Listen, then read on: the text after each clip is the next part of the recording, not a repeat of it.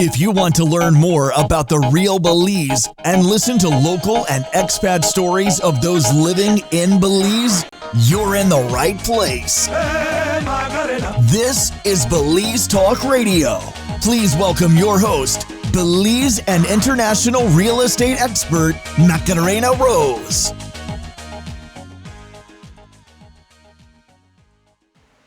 Hello, it's Macarena from Belize Talk Radio, and where are we today? Well, we are in Corozal, and well, just a little bit outside of Corozal, but I want to introduce you to Ismael and Rodell, father and son.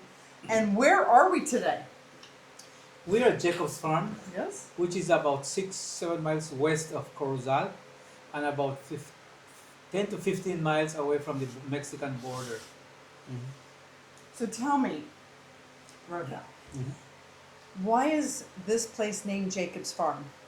Well, it was taken from a biblical term, the story of Jacob. We know Jacob in the Bible, he's messed up several times, and despite of who he was, God still blessed him till now, till today. And that's how we see our residents coming in. We have done a lot of things out there, but they come in to the center for healing. So as you can see in our logo, we have a symbol of a guy and the angel, where Jacob wrestled with the angel and said, "You know what, I will not let you go until you bless me." And same with the persons that arrive here at Jacob's Farm. They don't leave this place until they're blessed, until they're healed. And that's the biblical term that we use since we are a faith-based institution. So this institution, this Jacob's Farm, is actually a place for rehabilitation for drugs and alcohol, and you helped start this. Yes, I'll add a little bit to Jacob's. Okay. Jacob's. When they walk in here, me myself, or now we have other staff members who would present the analogy of Jacob from the Bible and themselves coming in here. We share the story of how Jacob got himself into a lot of trouble, had to run away because his brother wanted to kill him. He cheated for this, he cheated for that. And so, but in spite of that, he never disqualified himself and felt that he was beyond hope and reach. And today there is a nation called Israel because of Jacob and his 12 sons. So we tell them, I know some of you come running away from the law or got in trouble with your family or with your boss or whatever. And so, but that's okay. There's a guy in the Bible that was like that or even worse than you. And he's able, God never turned his back on him. So you're here with us. And I want to say, if Jacob was able to do it as bad as he was, you can also look up to our restoration. So that is, they kind of get encouraged. You say, yeah, check it. It's in Genesis chapter so on. And they get to read that. And some of them already know the story. So hence then, and then the other part is that, Jacob is a guy who, as bad as he was an interesting person who loved blessings. And so he, when he was wrestling with the angel that night, at dawn, he realized that this wasn't a robber thief, that this was an angel because he had wrestled all night, the Bible said, and he couldn't overcome him. So when he realized that he was an angel, he said, I'm not going to let you go until you bless me. And I challenge them with that here. I say, you have come in here, you're going to wrestle with your addiction, whatever life-controlling issue you struggle with, and you don't leave this place until you have been blessed and set free. So that's the little intro we give the residents. And That's quite beautiful. yeah. That's quite actually spectacular. So, why is this your passion? Why did you start this? Okay, before this, I was a school teacher.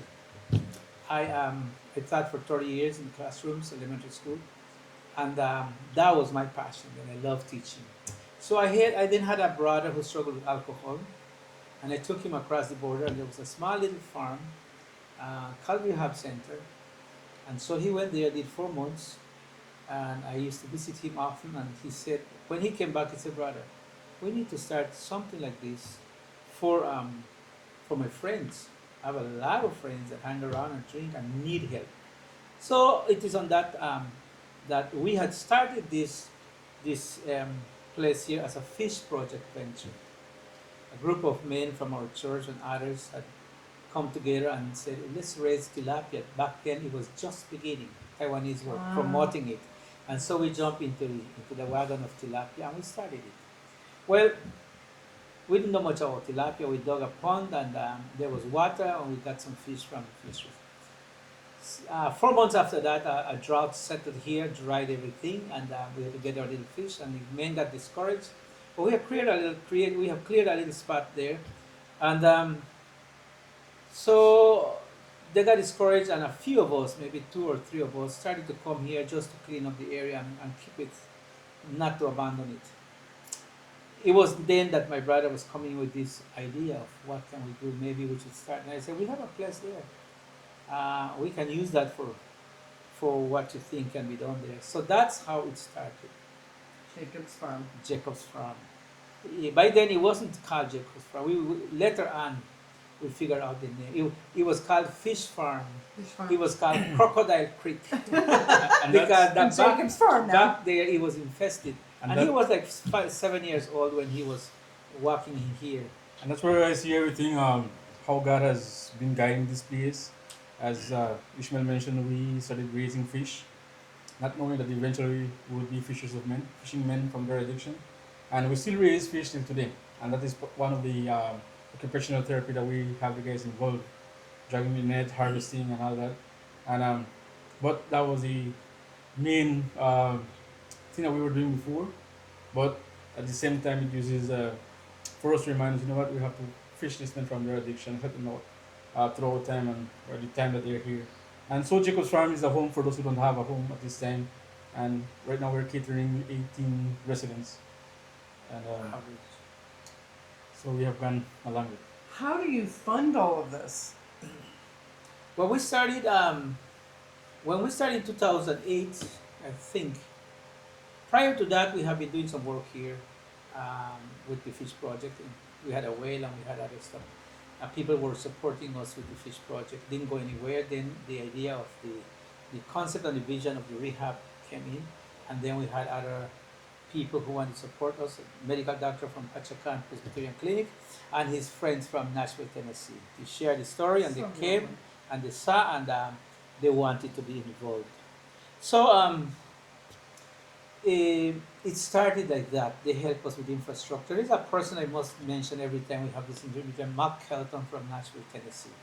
From day one, when we started here and he heard about us, he came, he visited, he saw, and he took it onto his heart to go and share the story there about what we were initiating.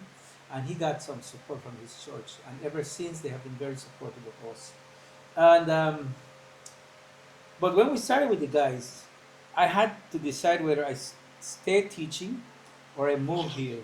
Whoa. And it was tough because I had these kids that I was raising, still going to high school. And I said, well, let me take a 1 year leave. There's what you can do, 1 year leave without pay. You don't jeopardize your job. So I came 1 year, and then after the first month, I realized this is where I want to be. But then my support, that's the big question. How? So they decided they would support me with some support, but I was passionate about this. So I got some men from Belize City. That was the first residence.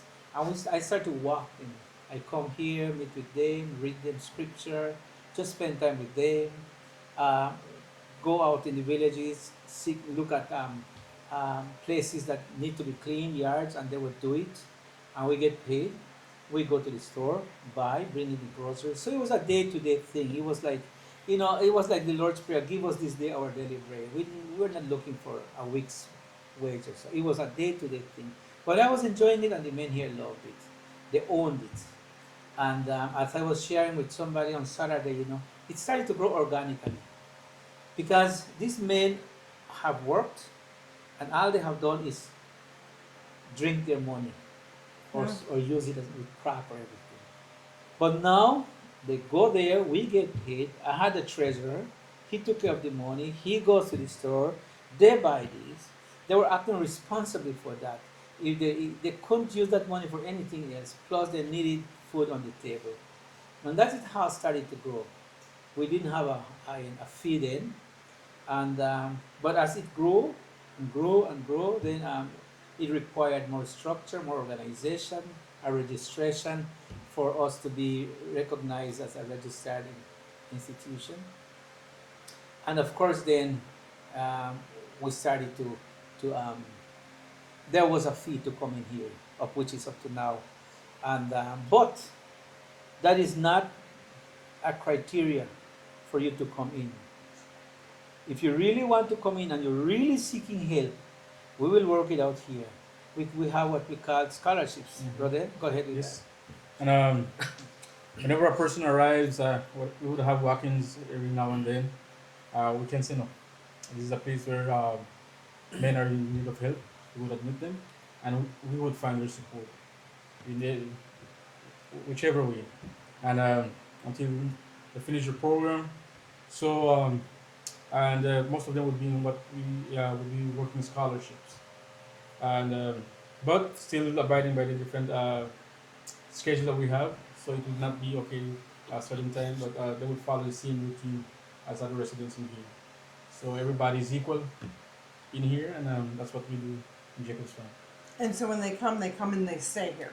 They stay, and one of the things is whenever we have walk-ins, they would come without anything, and they would arrive at the front gate. We would have a person receiving them, and it's not about only giving them food or shelter, but it's about providing clothes for them, personal toiletries. So we have to find it for them, and so we have had several instances throughout the month. We would have two or three at the same time, so we have to help them out.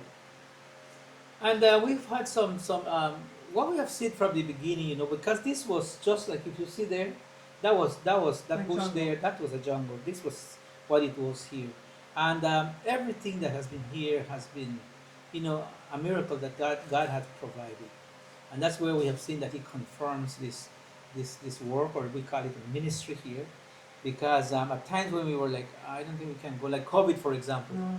COVID was a time when we said, there's no support, nobody's sending us help.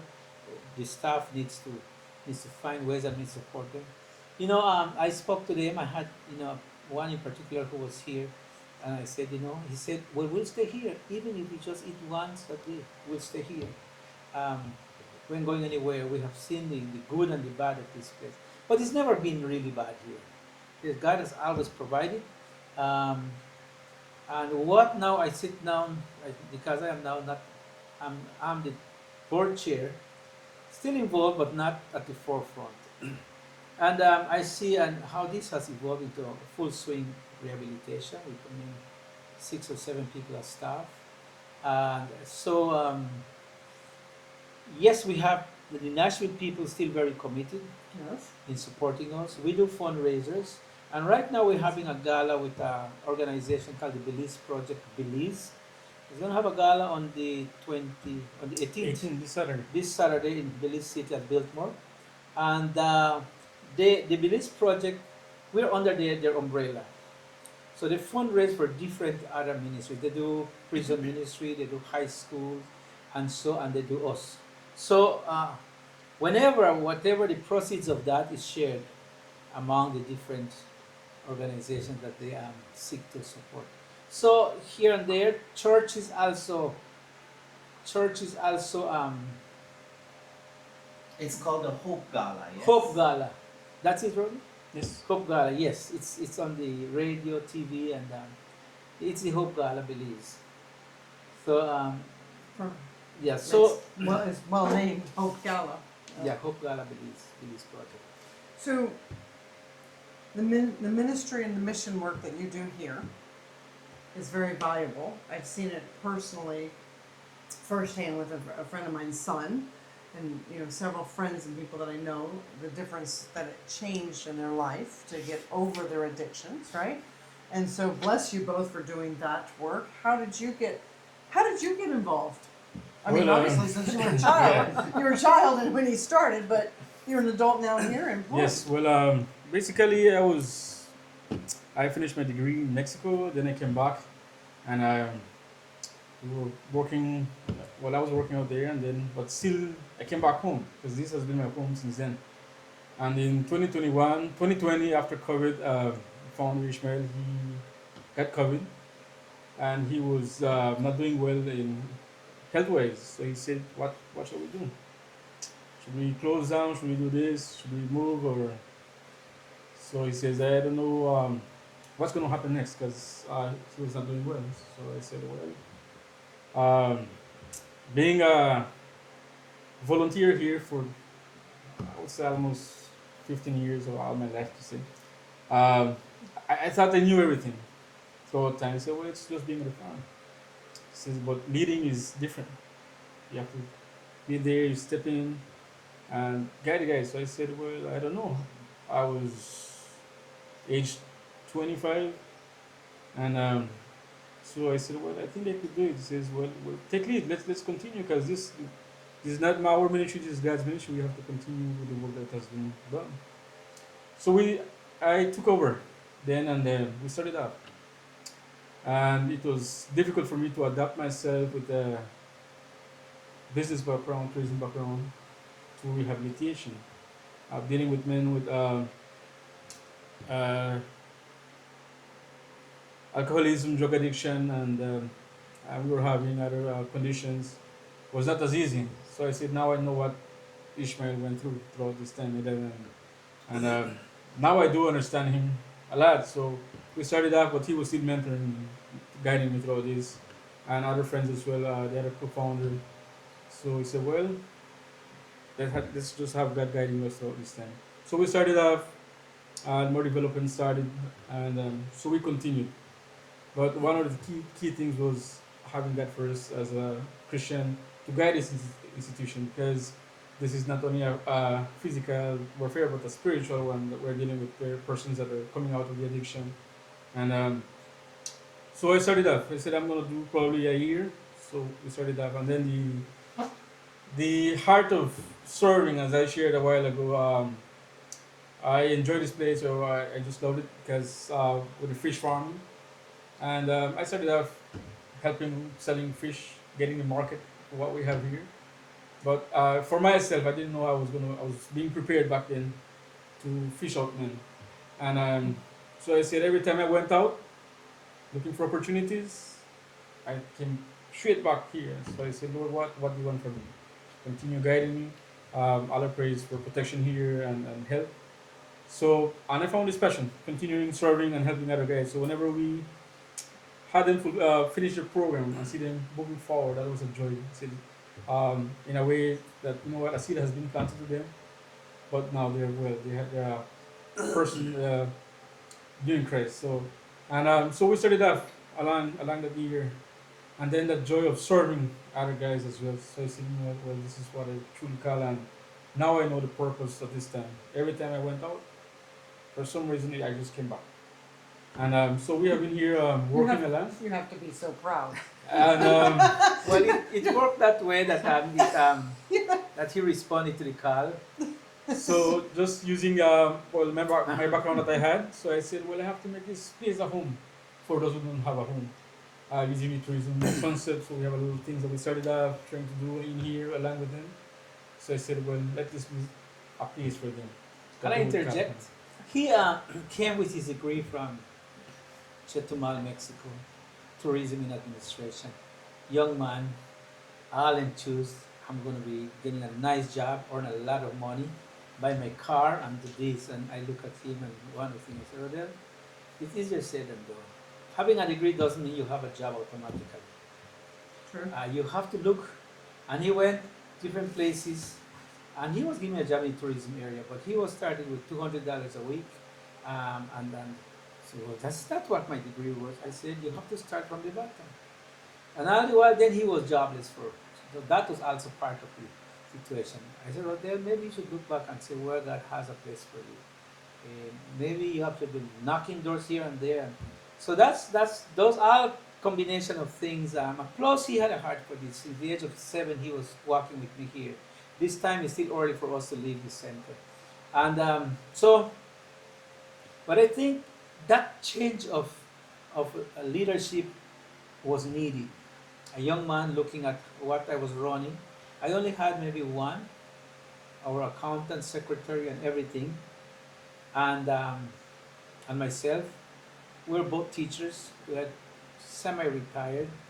I wasn't really looking at salaries or support for to make it what is fairly and just and decent for somebody here working.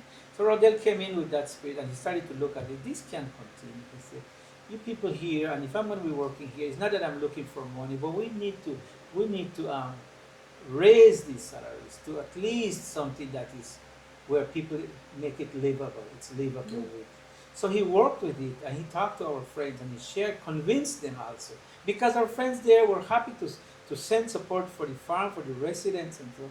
But they thought that we can pull it on our own here. Well, this staff also needs support. And he was, Well, you can't do it for free and because he you was- still have to support your family, Yeah. for God's sake, and right? he was things that I would not do for myself.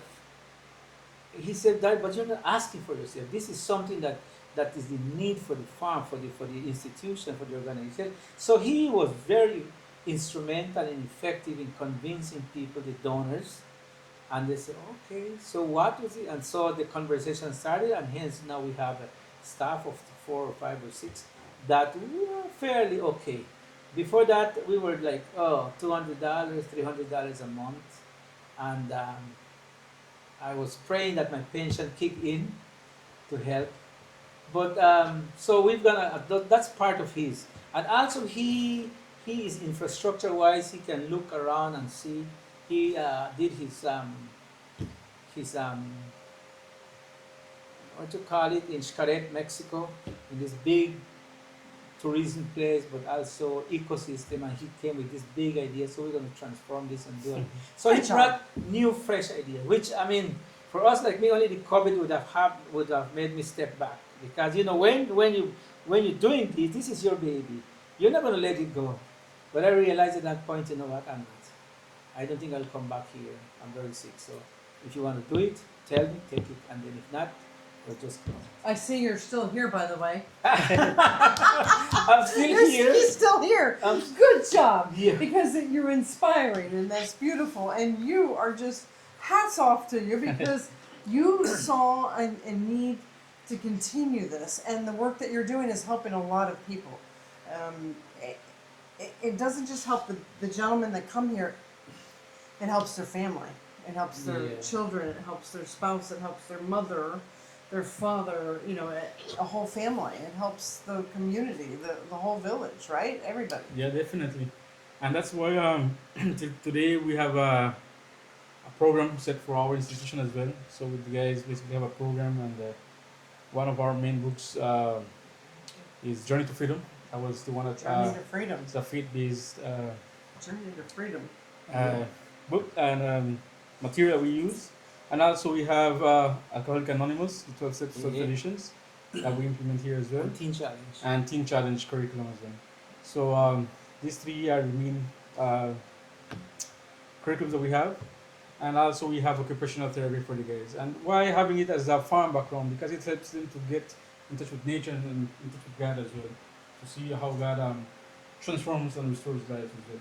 So this is something which is peaceful, away from the village, and we fully operate. We're eco-friendly through solar panels, and so right now we have commodities for residents, but at the same time we plan on expanding as well. A lot of needs has been shown, and also one of the things that Belize is going through a lot around this time with rehabilitation is a lot of men are going through mental illness as well, caused by this alcohol and drugs.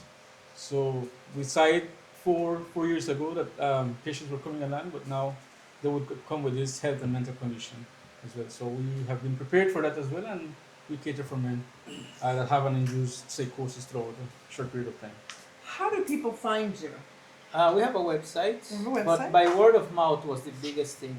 People who have come from here, from all across the country, they share. Or, you know, when family members share what they're going through, and somebody who has been here or family would say, oh, you know what, there's a place in Corozal called Jacob's Farm, and my son have been there, and so they recommend. That is the most effective that we've had, people, we ask them. But others, there's a website called Jacob's. Rehabilitationfarmcenter.com. Is there a place on the website that has a QR code if people want to donate or anything? Not as yet, but we are presently working on it. And but they could contact us, and then we could send our banking information as well if they want to donate.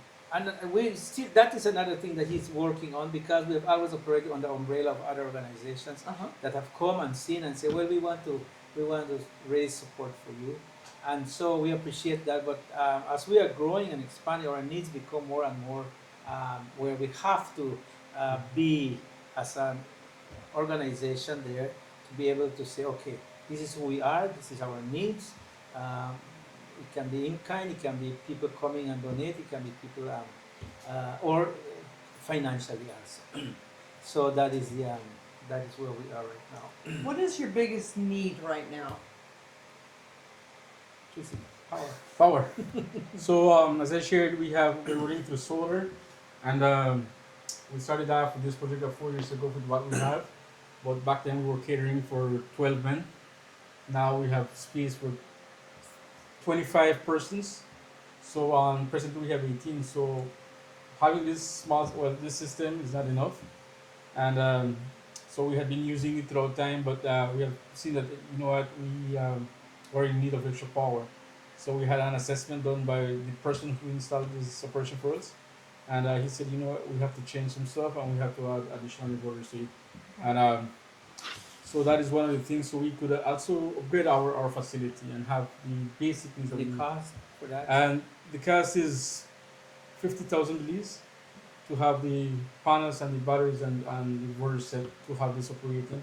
And this would also help along with our fish project that we still Yeah. run. We have some equipment, but due to power not being enough, we Shortage. cannot use them for 24/7. And that is, it's amazing how we have quickly outgrown ourselves. This is about 2 years this coming January. The system, I don't know if it's a solar system, it's all over this building.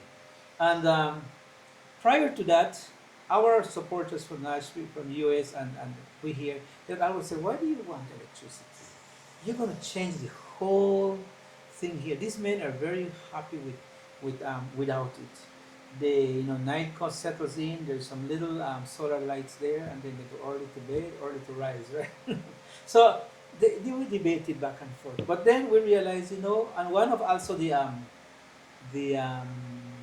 what is the word that is required for us to operate are basic human needs, and the word is not. But one is, shelter, that is acceptable, or the standard, minimum standards. Minimum center. Yes, Okay. and then there's electricity. It's no longer electricity is a it's a need. Yeah. It's not an option. No, because then you can have fans and you can And have this the lights. is, And look you at can- this today, for example. Yeah. And so we were looking at the grid, 180,000 Belize to bring it from Pachacan village, and we were praying and said, in your time, see what happens.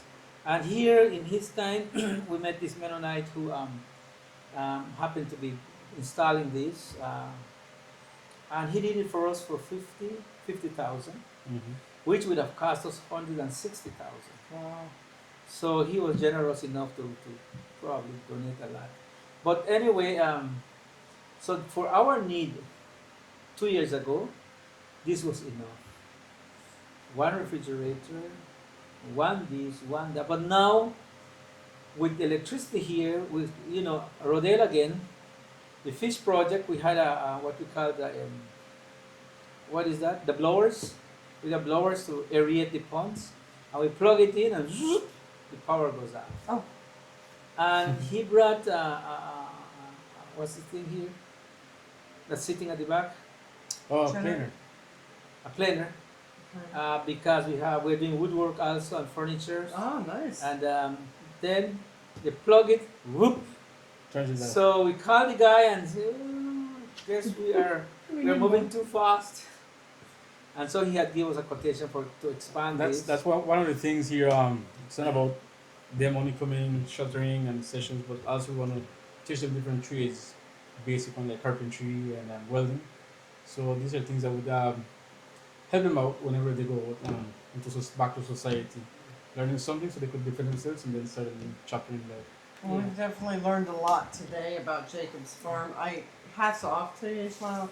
Rodell, hats off to you for feeling the calling to continue it and do this in partnership with your dad. I mean, it's quite special, actually. And you know, if you're watching Belize Talk Radio and you have a giving heart and you would like to help these gentlemen in some manner, some way, of course, with solar or anything, you need toiletries, you need things that are for the men that are coming in without anything. Please reach out to us, and we'll put in here the link down below where you can actually click on their farm and learn more specifically about them. And thanks for allowing us to share this story with you about really beautiful things they're doing just outside of Corozal to help the gentlemen of our community. Thank you. Thank you. I appreciate it. Of course. Man.